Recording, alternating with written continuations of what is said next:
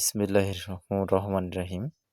সুপ্রিয় শিক্ষার্থী বন্ধুরা, আজকে আমরা আবারও হাজির হইলাম এইচএসসি তথ্য ও যোগাযোগ প্রযুক্তি তৃতীয় অধ্যায় সংখ্যা পদ্ধতি ও ডিজিটাল ডিভাইস, যাকে ইংলিশে বলা হয় নাম্বার সিস্টেম।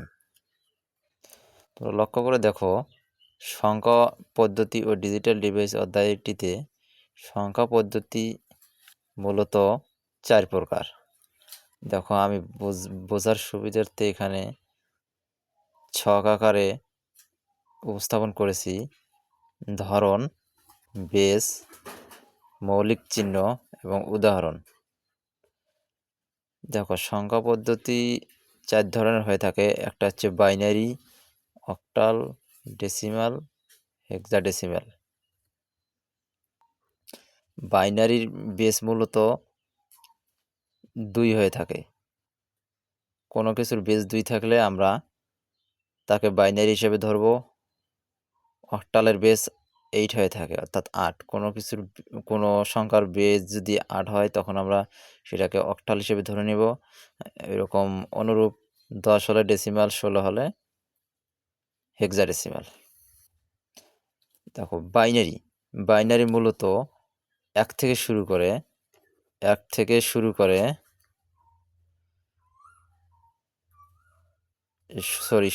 শুরু করে 1 পর্যন্ত সকল সংখ্যাকে বলা হয় বাইনারি। দেখো, এখানে 0 1 হচ্ছে বাইনারি। এখানে অন্য কোনো সংখ্যা বসবে না। 1 1 0 1, এর নিচে যে ছোট্ট আকারে 2 দেওয়া আছে, এটা হলো বাইনারি বেস। যদি ব্র্যাকেটের ভিতরে কোনো সংখ্যা থাকে এবং তার নিচে যদি এইরকম দেওয়া থাকে, ব্র্যাকেটের নিচে যেটা দেওয়া থাকবে ওইটাকে বলা হয় বেস বা ভিত্তি। বেস বলা হয় ইংলিশে, আর এর বাংলা হলো ভিত্তি।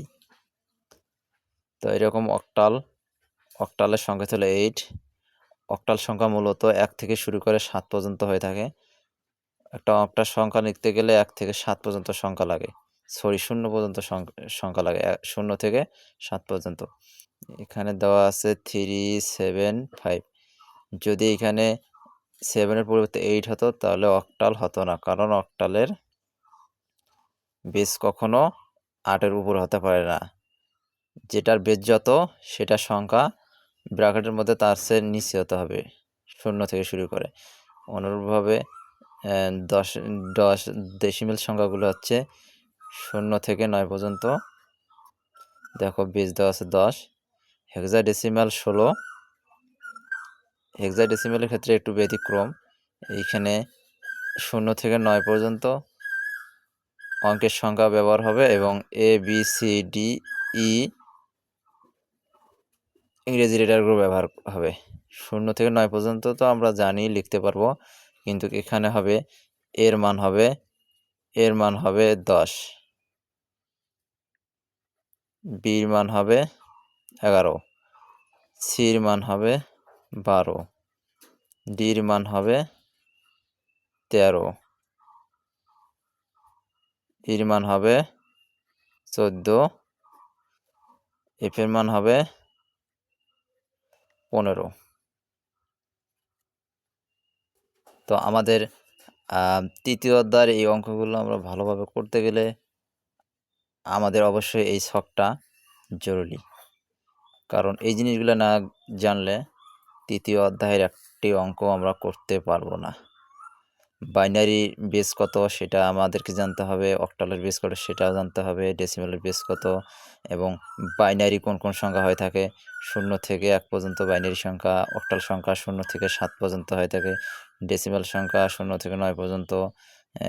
এই ছকগুলো যদি আমরা জানি, তাহলে এই তৃতীয় অধ্যায়ের অঙ্কগুলো আমাদের খুবই সহজ হয়ে যাবে।